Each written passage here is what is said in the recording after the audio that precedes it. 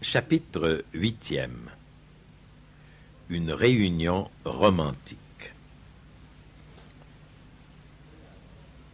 Peu avant notre déménagement à Joliette, Kimberly et moi avions acheté notre première maison, à une distance de 3 pâtés du collège St. Francis.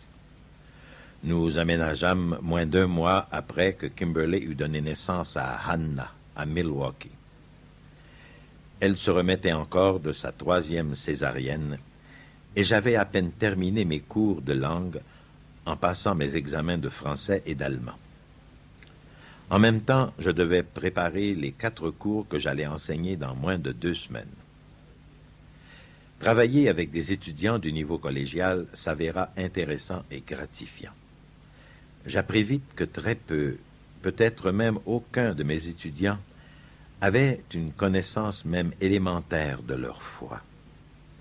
Je prenais plaisir à aider ces catholiques de souche à découvrir les richesses de leur propre héritage, surtout à partir de l'Écriture sainte. J'organisais un cercle d'études sur la Bible avec une douzaine de membres de l'équipe de football et je passais beaucoup de temps avec des étudiants en dehors des cours.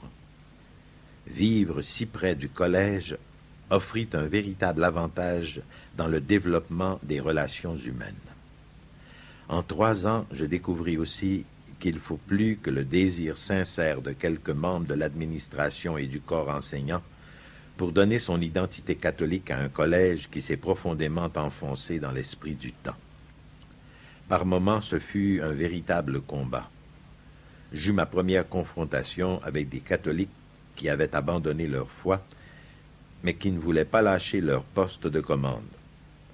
Heureusement, j'avais le privilège de travailler dans un département comprenant 4 puissants collègues, John Hittinger, Greg Sobolewski, Sir Rosemary Sirwillow et Dan Hauser. Un jour, je reçus au travail un appel de Bill Bale, un de mes anciens amis de séminaire devenu pasteur presbytérien en Virginie. Il appelait pour s'excuser d'une action qu'il avait posée lorsque Kimberly et les enfants l'avaient visité pendant 1 semaine, sans moi, près d'1 an plus tôt. Bill parla d'une voix basse et contrite. « Scott, je dois te demander pardon. »« Pourquoi, Bill? Je suis heureux du seul fait que tu acceptes encore de me parler. »« Scott, je crains que tu ne veuilles plus me parler quand je t'aurai dit ce que j'ai fait. » Là, il avait piqué ma curiosité et éveillé mes soupçons. « Bon, Bill, qu'est-ce que tu as fait? » « Il y a quelques mois, ton épouse m'a défilé tous tes arguments catholiques. Je pense qu'elle espérait que je lui apporte des munitions pour en venir à bout. Je n'avais pas de réponse prête. À leur place, je lui ai suggéré de voir si elle n'avait pas des fondements bibliques pour te divorcer. Ces paroles furent difficiles à encaisser.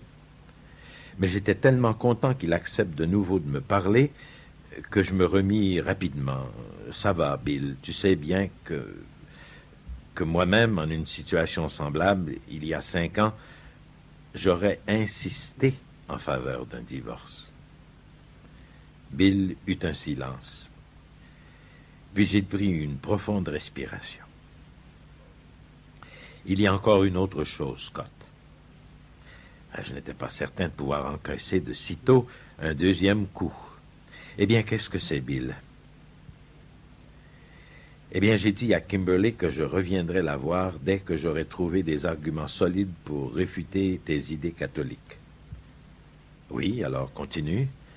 Eh bien, ça fait déjà un certain temps et je n'ai pas réussi à en trouver un seul.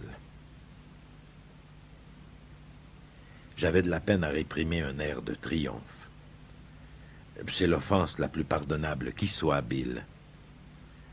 Merci, Scott. Mais je ne m'excuse pas de cela. Je t'appelle pour te demander de l'aide. Ces derniers mois, j'ai beaucoup réfléchi et j'ai beaucoup lu concernant la foi catholique. Et j'ai quelques points et quelques questions dont j'aimerais parler avec toi. Je pris tout à coup conscience de ce qu'il disait. Bill, dis-moi seulement, est-ce que tu ressens la force des arguments bibliques en faveur de l'Église catholique? C'est quelque chose comme ça, me répondit-il. Est-ce que tu éprouves une certaine terreur devant les conséquences à long terme pour toi en tant que pasteur presbytérien? Pour ça, oui, j'ai peur. J'avais compris la vraie raison de son appel. Il allait être le premier d'un grand nombre. Pendant une année, Bill m'appellerait et me soumettrait des questions provenant de son intense lecture de la théologie catholique. Bill me paraissait un cas spécial. Au séminaire, il était meilleur que nous tous dans sa saisie et son amour de l'hébreu. Il collait des pages photocopiées de la Bible hébraïque au mur de son bureau afin de pouvoir les étudier et les apprendre par cœur. Après la collation des grades, Bill entra au ministère presbytérien comme pasteur adjoint à Jack Lash, le meilleur de mes anciens amis du séminaire. Bill était encore ministre là quand il m'appela.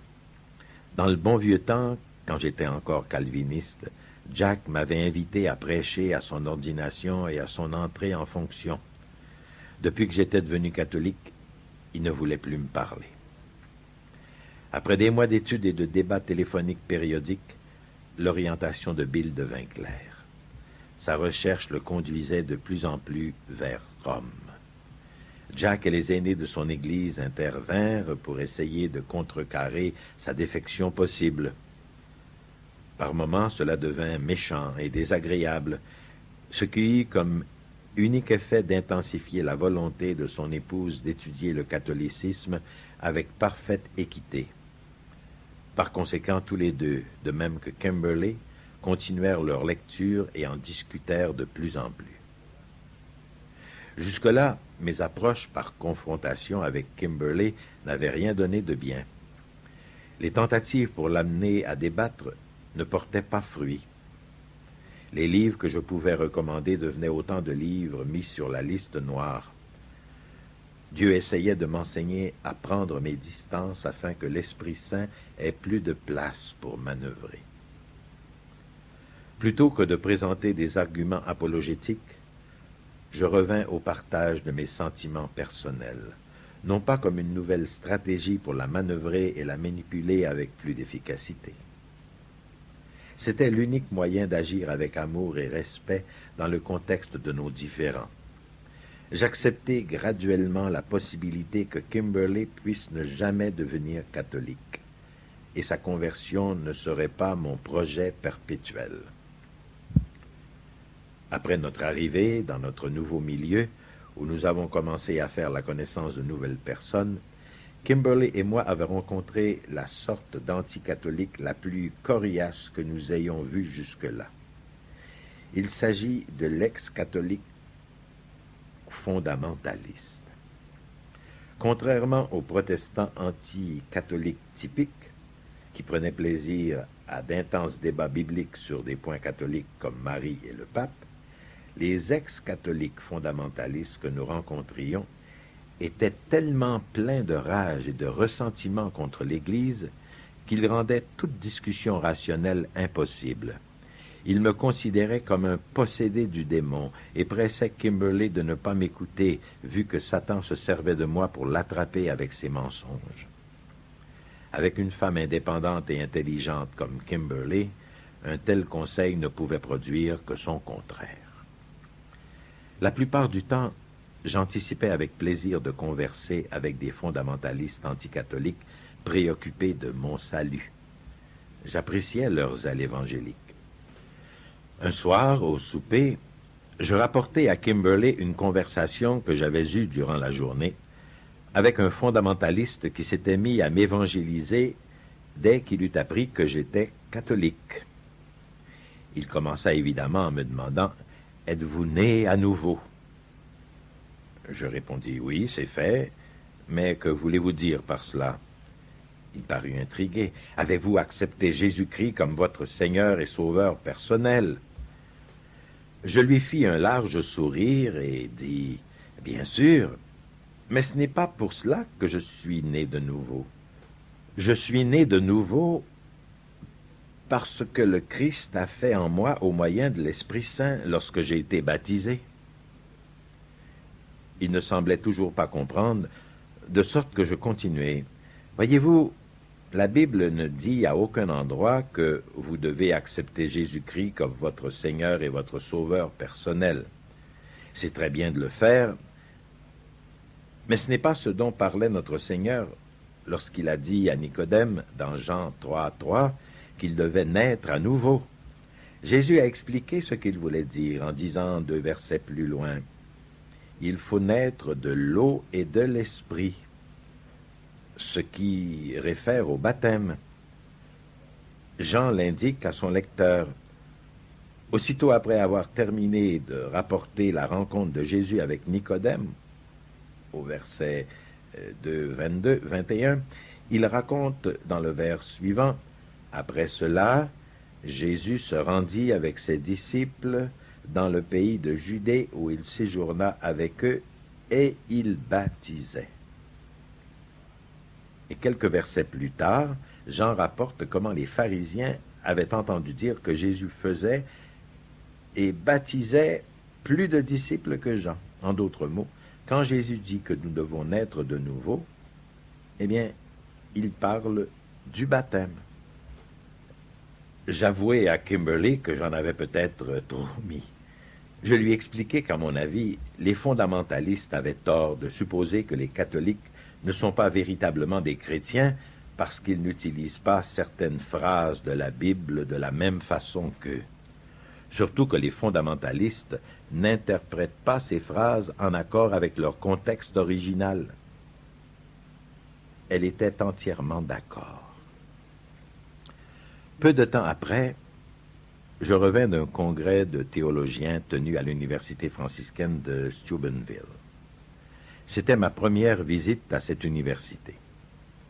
J'étais émerveillé de rencontrer autant de catholiques orthodoxes remplis d'un zèle évangélique. Je fus encore plus étonné par ce que je vis à la messe du midi. La chapelle était pleine de centaines d'étudiants qui chantaient à cœur joie dans un immense amour du Christ dans la Sainte Eucharistie. J'avais hâte d'en parler à Kimberly. Elle-même fut tout excitée à l'idée que le zèle évangélique qu'elle avait connu durant ses années de croissance pouvait exister dans l'Église catholique. Je parlais à un ami paroissien de mon perpétuel combat pour faire connaître ma foi catholique à ma femme évangélique. Je lui décrivis les chants remplis d'enthousiasme, les sermons bibliques chargés de dynamisme et la chaude camaraderie que Kimberly avait toujours connue depuis son enfance. Il me fit une curieuse remarque. « Scott, personnellement, je crois que les protestants ont toutes ces choses parce qu'ils n'ont pas le Saint-Sacrement. Dès qu'on a la présence réelle du Christ dans la Sainte Eucharistie, on n'a pas besoin de tout le restant. Ne le penses-tu pas? » Je me retins de réagir avec violence, mais il me paraissait nécessaire de corriger un oubli troublant. Je comprends ce que tu veux dire. Le culte eucharistique peut être silencieux et révérend sans perdre sa profondeur et sa puissance. Je suis d'accord avec ça. Je réussis moi-même à vraiment apprécier le chant grégorien et le latin dans la liturgie. Mais ailleurs, je dirais plutôt que le fait d'avoir la présence réelle du Christ dans la Sainte Eucharistie nous donne plus de quoi chanter, prêcher et célébrer ensemble que les protestants. Après un silence embarrassé, il répondit « Ouais, qui peut te contredire dans cette perspective ?» Réfléchissant tout haut, il ajouta « Pourquoi est-ce que nous ne prenons pas toujours cette perspective ?» Il n'avait pas de réponse, moi non plus. Je me suis toujours demandé pourquoi tant de catholiques n'approfondissent pas plus les mystères de leur foi. J'ai toujours été moi-même émerveillé de découvrir comment chacun de ces mystères est enraciné dans l'Écriture sainte, centré sur le Christ et conservé d'une façon ou d'une autre, ainsi que proclamé dans la liturgie de l'Église, la famille par alliance de Dieu. Ceci m'a particulièrement frappé un jour où j'avais participé à la messe de la fête des fidèles défunts. Kimberley voulait connaître le sens de cette fête. En un rien de temps, la conversation avait dégénéré en un débat sur la doctrine du purgatoire. Je décidai de hisser cette doctrine à un niveau supérieur, en la formulant en termes de l'amour par alliance de Dieu. Kimberley, lui dis-je, la Bible nous montre nombre de fois où Dieu s'est révélé à son peuple sous la forme du feu, dans le renouvellement de son alliance avec lui. Ce fut comme un four fumant et un brandon de feu avec Abraham et dans Genèse 15. Et puis dans le buisson ardent avec Moïse dans Exode 3. Aussi dans la colonne de feu avec Israël dans les Nombres 9. Encore dans le feu du ciel qui consuma les sacrifices de l'autel avec Salomon et Élie dans 1 Roi 8 et 18. Enfin sous la forme des langues de feu avec les apôtres à la Pentecôte dans les Actes des Apôtres au chapitre 2. Kimberley intervint. Ça va, Scott. Maintenant, où veux-tu en venir? Je pouvais avoir compris simplement ceci. Quand l'Épître aux Hébreux 12:29 décrit Dieu comme un feu consumant, elle ne nous réfère pas nécessairement à sa colère. Il y a un feu en enfer, mais il existe un feu infiniment plus chaud au ciel. C'est Dieu lui-même. Par conséquent, le feu fait référence à l'amour infini de Dieu encore plus qu'à sa colère éternelle. En d'autres termes, le ciel doit être plus chaud que l'enfer. Ce n'est pas pour rien que l'Écriture appelle les anges qui sont le plus près de Dieu des séraphins, ce qui veut dire, mot à mot en hébreu, les êtres en feu. C'est pourquoi saint Paul peut décrire dans sa première lettre aux Corinthiens 3:13 comment tous les saints doivent passer par un jugement de feu, où l'œuvre de chaque homme deviendra manifeste. Le jour la fera connaître, car il doit se révéler par le feu. Il ne parle pas évidemment du feu de l'enfer, car ce sont des saints qui sont jugés. Il parle d'un feu qui les prépare pour la vie éternelle avec Dieu au ciel. Le but de ce feu est donc manifeste, révéler si leurs œuvres sont pures, de l'or et de l'argent, ou impures, de bois, de foin ou de paille. Le verset 15 exprime clairement que certains saints destinés au ciel passeront à travers un feu et souffriront. Si son œuvre est consumée, il en subira la perte. Quant à lui, il sera sauvé, mais comme à travers le feu. Le feu est là pour purger, purifier les saints.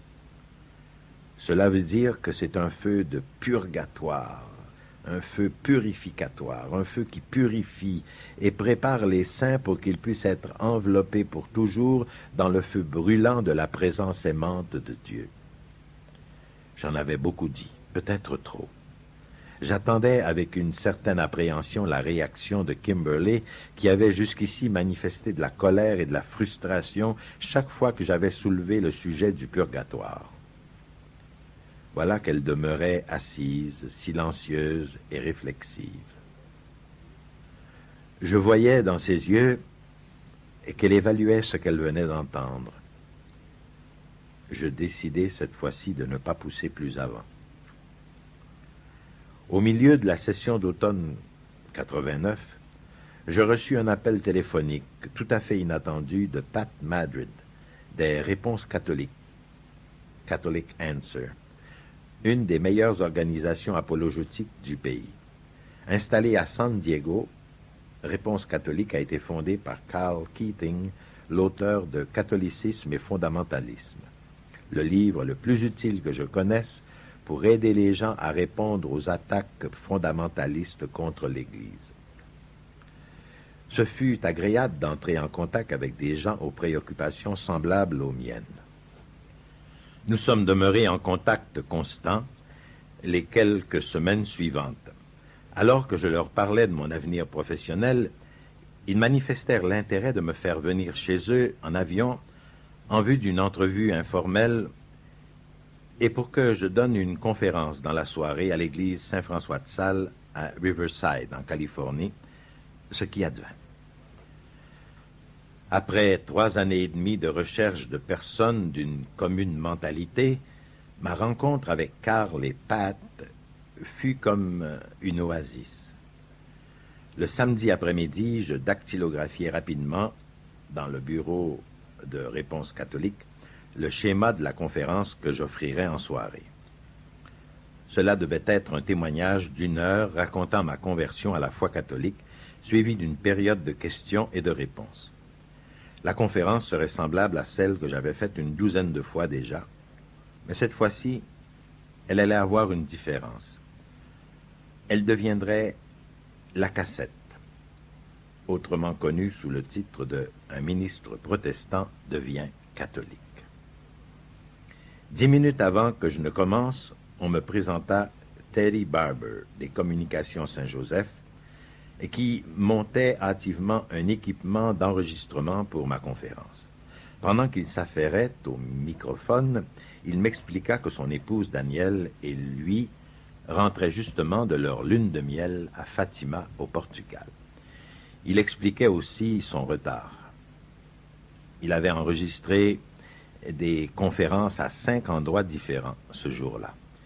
Il semblait laisser entendre que sa décision de venir à la mienne avait été prise en toute dernière minute. À ce moment-là, j'en étais indifférent. Plus tard, nous en serions tous deux éternellement reconnaissants. À 7h30 précise, on me présenta à un petit groupe de 35 personnes. Après avoir parlé pendant plus d'1 heure, je ne parvins jamais à respecter mes délais, je fis une courte pause, puis je revins pour la période des questions et réponses. Quand tout fut terminé, je me dirigeai vers Pat à l'arrière. Nous parlions ensemble quand Terry Barber accourut avec une copie de l'enregistrement sur cassette. « Mon ami, je sais que Dieu va se servir de cette cassette. » J'étais content de le voir heureux, mais ayant donné la même conférence en bien d'autres occasions, où elle avait aussi été enregistrée, je n'y portais guère d'attention. J'ai même pensé, je n'étais vraiment pas prêt ce soir. J'ai déjà été bien meilleur. C'est peut-être pour cela que notre Seigneur a décidé de donner une telle puissance à cette conférence, lui seul en tirant crédit. Je revins par avion à Joliette et racontai à Kimberley ma fin de semaine de Réponse catholique. Je ne pensais même pas de lui parler de la conférence du soir, et qui n'avait apparemment rien d'extraordinaire. Et je me retrouvai en classe le lendemain. Quelques semaines passèrent sans nouvelles de Terry Barber. Puis il m'appela pour me dire qu'il avait envoyé des douzaines de copies gratuites de l'enregistrement de ma conférence à différentes personnalités et groupes catholiques à travers le pays. Terry me disait que la réaction était excellente.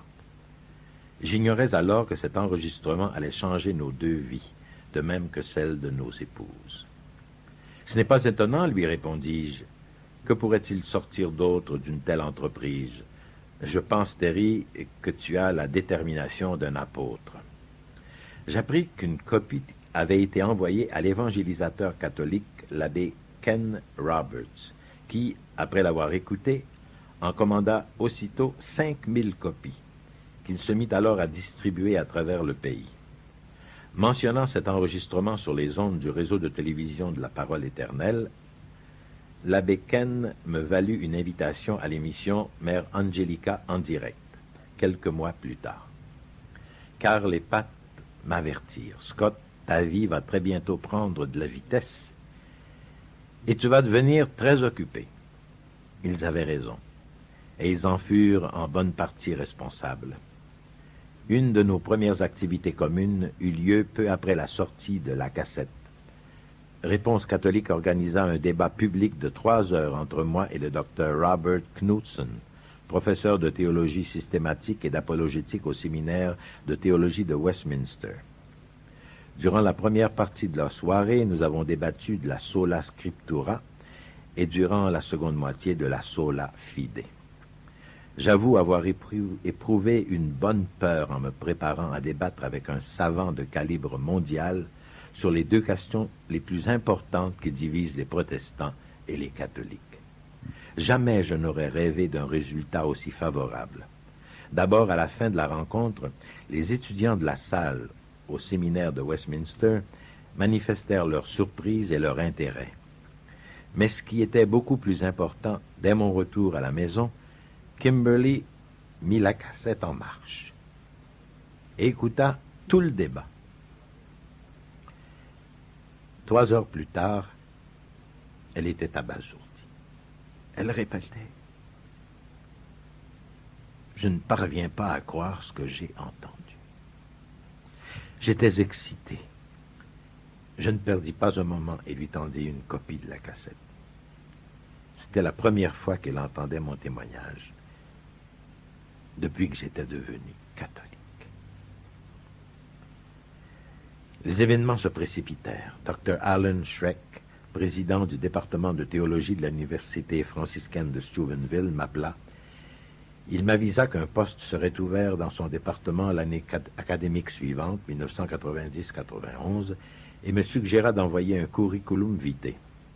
Je ne perdis pas de temps et ce fut fait. Quelques années plus tôt, l'université franciscaine avait tenu un congrès sur le mariage et la famille. J'y étais allé avec Phil Sutton, un bon ami et collègue qui enseignait alors la psychologie au collège de Saint Francis. Lors du voyage de retour, nous rappelâmes comment les Juifs à travers le monde disent « à Jérusalem l'an prochain ». En blague, Phil et moi avons inventé notre propre dicton catholique. « À Steubenville l'an prochain ». L'année suivante, Phil quittait le collège de Saint-Francis pour enseigner à l'université franciscaine de Steubenville. Il était engagé pour mettre sur pied une maîtrise SR en aide psychopédagogique. Voilà que ma candidature comme enseignant était envisagée pour l'année suivante. Nous n'avions vraiment pas songé que le Seigneur prendrait notre dicton pour une prière. Quand j'annonçai à Kimberly l'ouverture qui m'était faite, je lui rappelai mon expérience de la liturgie de l'endroit. Je lui mentionnai que l'engagement pro-vie de l'université commençait avec le père Michael Scanlon pour s'étendre aux enseignants et aux étudiants.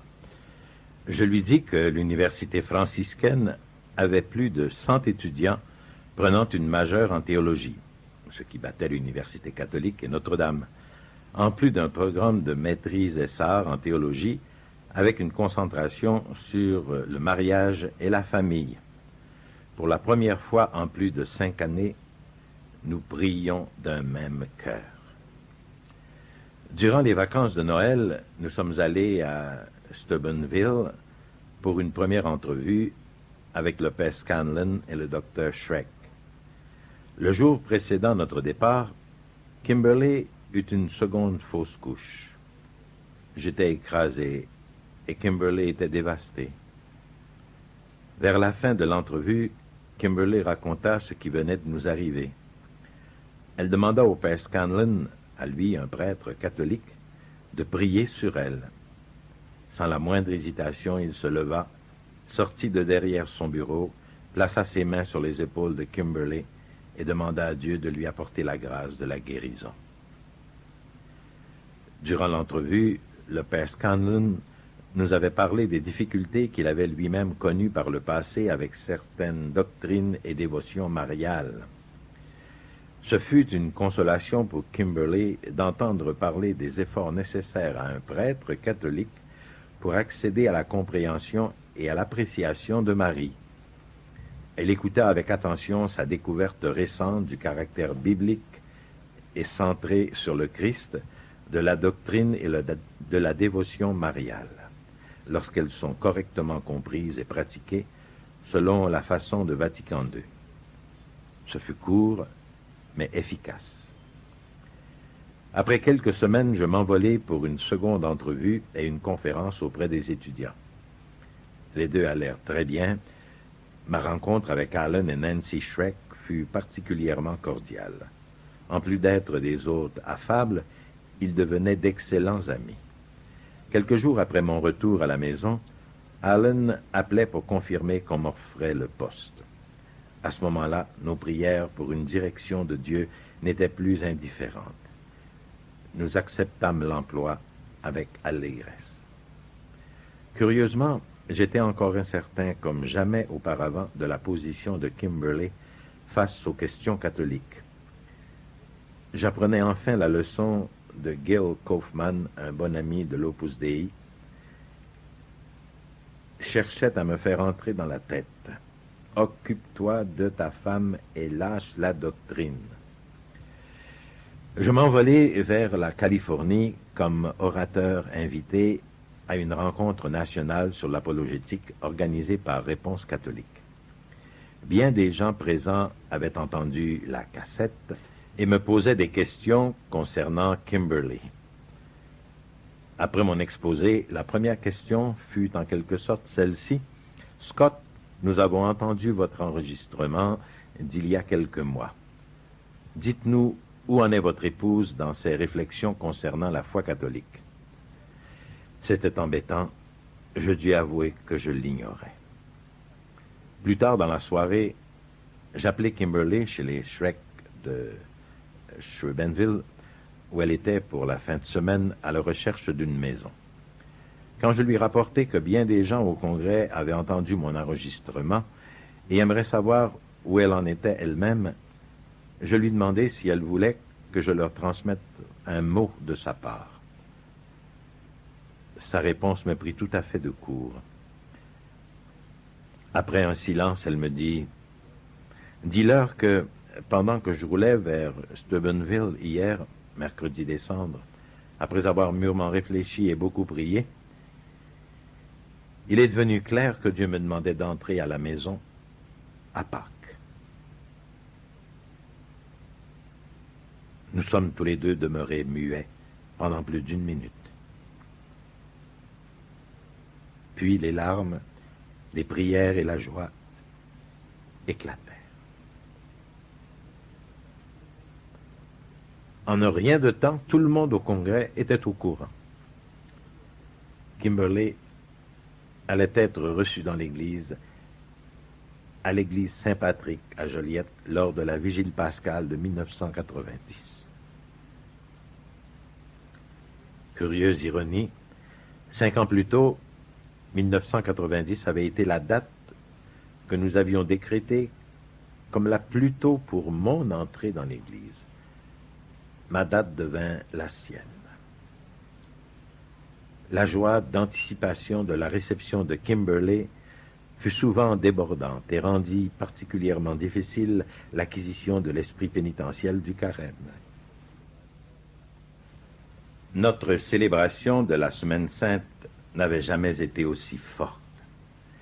Au milieu de la Semaine sainte, je m'adonnai à demander à Kimberley qui elle avait choisi comme sainte patronne. Elle me regarda avec interrogation. « De quoi parles-tu » Je lui expliquai. À la confirmation, on a l'occasion de choisir un nom de confirmation. Ordinairement celui d'un saint patron, envers qui on peut se sentir rapproché. Ainsi, quand je suis entré dans l'Église, j'ai choisi Saint François de Sales. Kimberley ne semblait pas comprendre très bien. Elle me demanda « Pourquoi lui ?» Je m'exécutai et expliquai « Saint François de Sales était l'évêque de Genève en Suisse, quand Jean Calvin éloignait le peuple de la foi catholique. Dans mes lectures, j'ai appris que Saint François de Sales était un prédicateur et un apologiste tellement efficace que plus de 40 000 calvinistes sont revenus à l'Église grâce à ses sermons et à ses écrits. Aussi, je me suis dit que si, à l'époque, il avait pu en ramener autant, il pourrait en guider un autre sur le chemin du retour maintenant. D'ailleurs, Saint François de Sales a aussi été déclaré le patron de la presse catholique, et comme je possède environ 15 000 livres, il m'est apparu un bon choix pour moi. Kimberley repartit avec un air de réflexion en me disant « J'imagine que je devrais simplement prier à ce propos afin de voir si le Seigneur me repose quelqu'un. » Je ne lui révélai pas qui, à mon avis, ferait une excellente patronne pour elle. 2 ans plus tôt, peu après être entré dans l'Église, j'avais participé à une rencontre de la confrérie des penseurs catholiques, où j'avais rencontré le théologien réputé Germain Grisès. J'étais avec lui et son épouse Jeannette au banquet du samedi soir. Je leur parlais des joies de ma conversion, de même que de ma souffrance devant la résistance de Kimberley. À la fin de la conversation, ils se jetèrent un regard et Germain me dit « Nous savons ce qu'il faut faire. » Je ne voyais pas où il voulait en venir et lui demandai « Qu'est-ce que vous voulez dire ?» Les deux commencèrent aussitôt à me parler de Sainte Élisabeth Ann Seton, épouse, mère de 5 enfants, une catholique convertie du protestantisme et fondatrice des religieuses de la charité aux États-Unis. Elle venait d'être canonisée récemment et devenait ainsi la première sainte née aux États-Unis. Ils mentionnèrent aussi que sa tombe était près de chez eux, à Emmitsburg, au Maryland. Ce qu'ils racontèrent concernant Sainte Élisabeth Ann Seton était intéressant, mais ne me parut être le moment privilégié du congrès que plus tard.